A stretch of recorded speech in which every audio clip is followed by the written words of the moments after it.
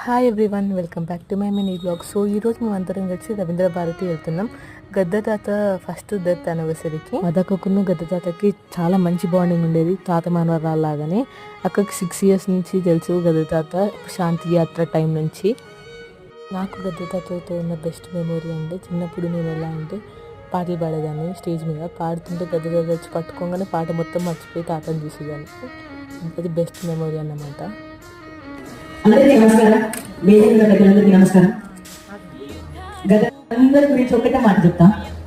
వీళ్ళందరూ నన్ను తెలంగాణ ఉద్యమంలో గద్ద తాత శాంతి యాత్ర చేసినప్పుడు వేదిక మీద ఉన్న పెద్దలందరికీ నన్ను ఎత్తుకొని చేయబట్టి నడిపించారు వీళ్ళంతా కూడా. సో వీళ్ళందరికీ జీవితాంతా రుణపడి ఉంటాను.